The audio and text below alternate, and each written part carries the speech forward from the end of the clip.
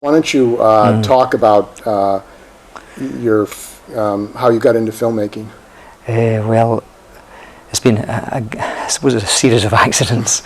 To cut a very long story short, I was working as a lawyer in Glasgow, and in the 80s, I was also involved with a solidarity group that was involved with Nicaragua. And I suppose what fascinated me and many others at that time was this tiny, fragile revolution that's thrown out the Contras, Somoza in 1979. The Sandinistas took control. They had the literacy campaign. They had the wiped out polio. Did many other things, progressive things, and then it was William Casey set up, got the Contra together, who had been thrown out under Somoza, and they attacked Nicaragua and tore it apart. Not only did they terrorise the civilian population, but they used their muscle and commercial power to put pressure on IMF, the World Bank, to break contracts, embargoes, all sorts of stuff. So I was an eyewitness. So to cut a very long story short, I went to Central America for 2.5, 3 years, in the 80s, and I suppose I was an eyewitness to the war. And I worked with a domestic human rights organisation. We sent information to Amnesty International, America's Watch. We spoke to delegations that came in and into Nicaragua, because human rights became massively politicised. There was a great deal of lies and misinformation bandied about. But anyway, at the end of that 3-year period, I suppose I was very tired of writing human rights reports, writing journalistic stuff, and doing empirical reports. And I wondered if there was a more imaginative way to do something and try and tell a fictional story, but inspired by what I'd seen. And to cut a very long story short, when I went back to the UK, went back to Scotland, I made contact with Ken Loach, just wrote to him, and Ken was very open about what I'd seen and what I'd heard. And we talked about the possibility of an idea that I had, which eventually became Carla's Song. So Ken was incredibly generous and open right from the very beginning. And so that's how I kind of got into writing, kind of by accident. And here we are about 15 years later. We've just handed him the script for our 10th feature film, which I hope will keep our marbles together and hope to try and make. But there was no grand 5-year plan. It was simply kind of one project bled into another. And I can't believe it's all happened so quickly, really. This, first of all, telling the stories of working people. And the conflicts, the struggles of that, very unusual. It's and actually have been very successful in educating people in a popular way, storytelling of the actual struggles of history. Yeah, well, I suppose, Steve, it's a very good question, really, because like, what stories do you tell? I mean, there are a million stories. Everywhere you look, there's a story, and I suppose you have to try and choose stories that you think are going to be worthwhile, will last, will have some resonance. Not every story can be the same, otherwise you'd be telling one tragedy after another. There's great vitality and wit and creativity in people. And so I suppose the big question always for any storyteller of whatever sort is like, what story do you tell? And I suppose you have to find a very personal way into it too. I mean, not a good issue doesn't make for a good story. Well, Land and Freedom, I mean, a British communist going to fight in Spain, and there were people from all over the world who went to Spain. Yes, well, that was written by wonderful Jim Allen, who unfortunately died, but another self-educated man. He used to be a miner, a docker, and I suppose he had seen tremendous kind of oppression in his own life in the working class. I mean, he saw how working people in his own experience were marginalised, and I think the fire in his belly came from that experience. And I suspect that a lot of the reasons why I got involved in writing was being an eyewitness to war in Nicaragua. And it was a great lesson, really, because you did see power play right before your eyes. At the same time as they were talking about exporting freedom and democracy, what they were doing was torturing and butchering civilians. And it's very funny, isn't it? Just a couple of weeks ago, we've seen Charles Taylor being convicted by the International Court of Justice for aiding and abetting groups in Sierra Leone who torture and murder people. And my question is, what's the difference between Charles Taylor and George Bush Sr. or Reagan? Are all those people who organised that war against an innocent population? absolutely no difference. The only difference is that Charles Taylor is African and he's a black man and he comes from a so-called third world country. But the Blairs and the Bushes, they always escape responsibility for their barbarism. But hopefully we'll take the lessons, the wonderful lessons from the wonderful people of Argentina and Guatemala, who recently put their ex-presidents and ex-generals in the dock. So maybe by the time, you know, I've lost even more hair, we'll see some of these people in the dock. I'm like Woody Guthrie. We're a great big hoping machine, and I'll keep my fingers crossed. And it's the 100th anniversary of Woody Guthrie, and also the 100th anniversary of Bread and Roses. Yes, Bread and Roses. That's a very good question. We should have talked about that tonight, and we've just had a wonderful panel here where we're doing this interview just after a wonderful discussion here in Turkey.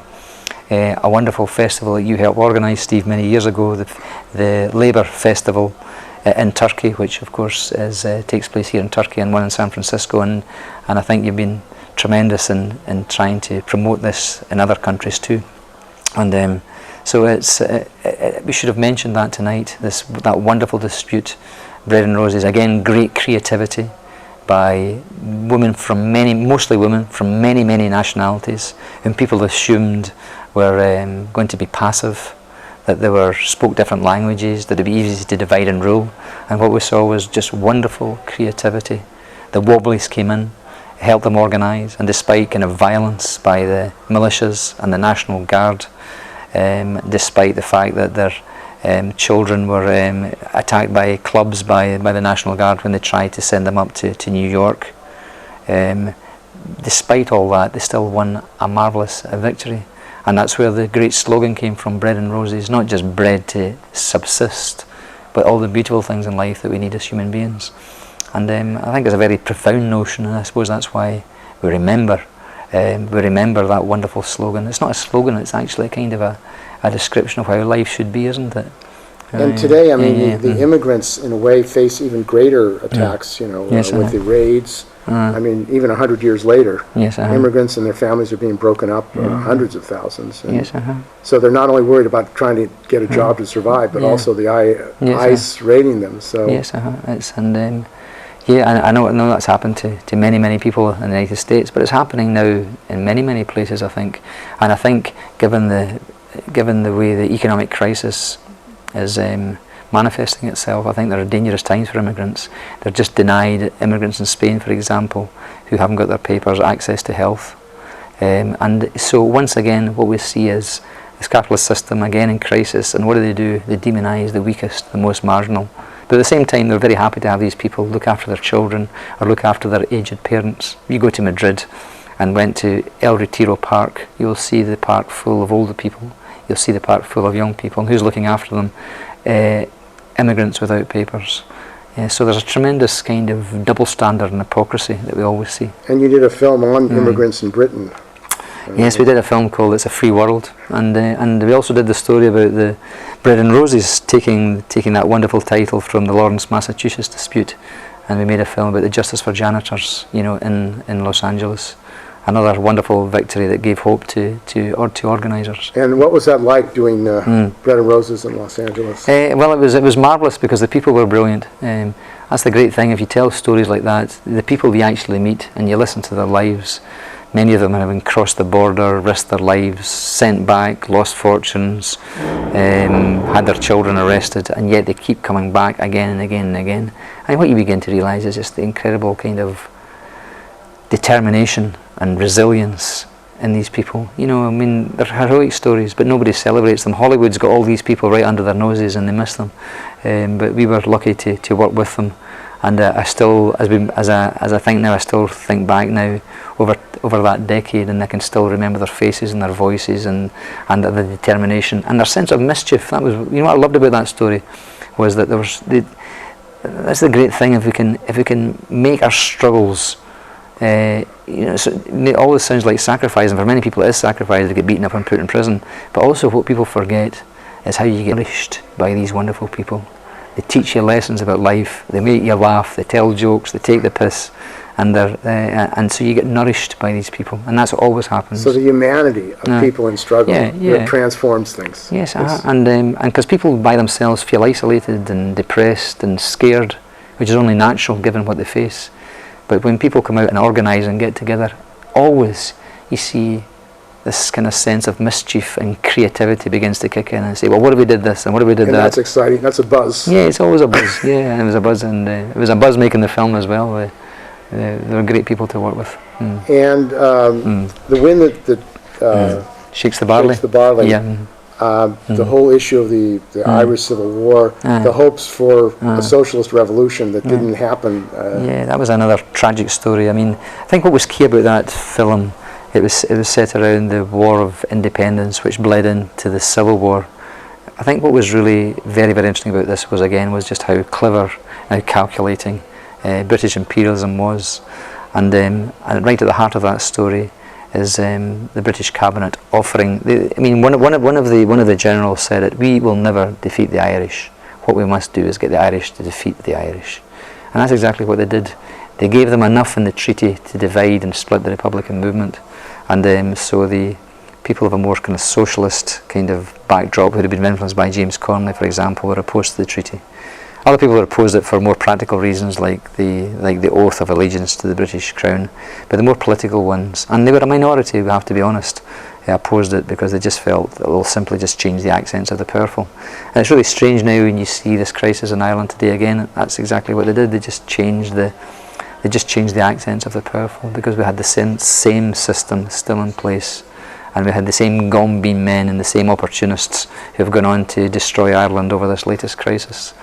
And the debates that you have in your film, the struggles of workers about their future. Well, I mean, it's like very unusual in a mainstream film, that you actually have debates of workers. What are we going to do? How are we going to organize it? Well, I mean, for example, in The Wind That Shakes the Barley, there was a massive debate about whether they would, which side of the treaty would they go down on. Now, people always say, well, debates and ideas, that's not really for cinema. Cinema's for kind of action and not for debate. It's not theatre. But I mean, you have to be truthful to the characters and the premise. And these young men had risked their lives fighting for Ireland, fighting for freedom, and then this treaty debate, this offer of the treaty by Great Britain divided them. So they were absolutely passionate about it, because it was everything they'd fought for. They'd lost comrades, they'd been in prison, they'd been tortured, there'd been all sorts of stuff. So why would they not debate? It's only obvious that they would debate, and debate in a vigorous and intelligent fashion. And I think that's what really upsets so many of the right-wing British people who wrote for papers in London when we won the Palme d'Or. They had a whole campaign. And which helped your film, actually. Yes, but it was the arrogance and the contempt that said, like, not only does this train driver drive a train, but he also quotes poetry. It's this idea that kind of working people haven't read books, that they haven't got imagination, that they haven't got a full humane sensibility like they supposedly have. So you saw all their kind of class prejudices come out, which caused us great mischief. Especially now, the Minister of Education now in Great Britain, a guy called Gove, he particularly got his knickers in a twist and actually criticised the film before he'd actually seen it, and made a real fool of himself. But it did cause us great mirth as well. But this is a new form, really, of filmmaking. I mean, I think where you actually have debates of the class struggle, of workers' different points of view within a film. Do you think there are going to be more of them? I mean, that's... Well, I mean, it can't be tagged on. If you see the hand of the writer, in a debate scene, and it looks like we've just tapped it on because of our political interests, it's going to kill the drama. It has to flow from the... It has to be truthful to the premise and the story. So in Land and Freedom, which I didn't write, but there was a debate there that made sense in terms of the dramatic structure. The same in The Wind That Shakes the Barley. But there's other films where the characters wouldn't have that knowledge, and you have to be truthful to the character. A young guy in Sweet 16, he was steeped in his world and he made his choices. He was a young guy who was facing unemployment. He came from a kind of tough background, and what we do is examine and be truthful to the choices. So, but by those choices, hopefully we reflect a much bigger picture of the world in which we live. So it would have been totally false for him to have a debate about his future. He just lived it, and he took the opportunity. He lived off the street. He lived off his wit. So every story requires different handling. And today, the people of Spain, the people of Portugal, Europe, millions of people are facing destruction, 25% unemployment. I mean, what does this say about capitalism, the future of capitalism in Europe and the rest of the world? Well, I mean, there's a great crisis just now. Here we are, we're talking today, which is May 2012, and the figures have just come out just before I came here to Istanbul, and it's 52% unemployment now for under 25s. And it's just approaching 25%, just under 25% for adults. 350,000 families have been thrown out of their homes, and at the same time, the opportunists and the bankers and their builders have built 600,000 houses which are lying empty. Now, I mean, if they'd done that in the Soviet Union, you know, the Financial Times would be getting its knickers in a twist and saying, "Look at this, you know, how that's typical of 5-year planning." But there we have this total, absolute madness, you know, where we have 350,000 families and they've built 600,000 houses that they can't sell. And not only that, they've caused an absolute disaster. There's now so much private debt that there's just been massive cuts into education, into health. I mean, I was last in Ireland just a couple of weeks ago, and I met this old woman who's got problems with her eyes, and they gave her an appointment for 2014. 2.5 years ahead, and she goes, "I don't know if I'll be alive in 2014, never mind see." And so that just shows you how mad it is, how absolutely mad it is. And so I think we're going to face very, very tough times now, but I think they're scared. I think they realise that it's very interesting. Some of the economists who write now for the IMF, they're not talking about inequality in any sense of it being, you know, immoral, because they care about the lives of these people who have been blighted, but they're actually saying how dysfunctional it is. They're saying it just doesn't work. Inequality like this is dysfunctional to our system. So I think they're very, very scared, and so I think we have to take away the narrative that they've been in control of. And you know, it goes back to the big question again, doesn't it? Are we going to produce for need, or are we going to produce for shareholders? Are we going to privatise everything, you know, which impoverishes our communities and the workers, and makes shareholders very, very wealthy? And I'm very disappointed to see there's such a wave of privatisation here in Turkey. We've learned from our colleagues pushed by the United States and the IMF and the World Bank, pushing them to privatise. It's usual, you know, and it's when are we going to get back to using the talent of our people and the resources of the people to meet human need, and to build, you know, sustainable, dignified communities, so we have bread and roses? When are we going to do that? It seems like common sense, but it's how do we actually take control, and how do we gain access to the levers of control so we can actually do that? And that's a very complicated question. It's not as simple. It's not one for slogans, I think. But do you think the workers of the world could actually run the world? Yeah. I mean, you see again and again, when people are left to their own common sense, they take care of each other, you know. But now we have this strange kind of aberration where 1% of the population owns 50% of the wealth in most countries. I mean, that's not me making it up. It's not like science fiction from a screenwriter. That's the reality. And we just say, this is just absolute madness. You know, why are we fighting all these wars? Why are we building all these nuclear weapons when we haven't got enough to feed our children, to educate our children, to build proper houses? And so it's a system that is actually dysfunctional, you know, and blights people's lives. And I think more and more people are becoming, you know, agitated about it, angry about it, because in their daily life it just does not make sense. You know, if you get children just now, you know, and I keep on talking to the people in Spain just now. I mean, their children are in their 20s now and they just don't work. They've got no possibility of work, so they're still staying at home. Families are being thrown out of their houses and they're coming to live with their grandparents. Their entire families living off the pensions of their grandparents. What happens when these die? Even the birth rate is falling. So it's just an absolute madness. And there is plenty of wealth, and there's plenty of natural resources, and there's plenty of talent, but we just have to just make it work so we can actually use our talent and resources to meet human need and to build sustainable communities that don't destroy this wonderful planet. So reorganize the world. Yes. Yeah. How many minutes have we got? Okay.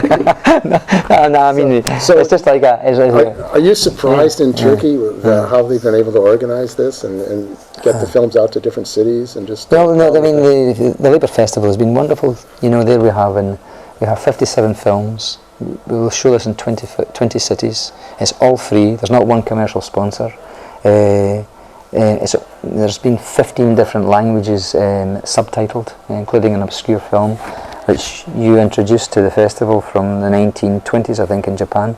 So I mean, where there's a will, there's a way, and I think perhaps if we could just organise economies like that, it would be wonderful, wouldn't it?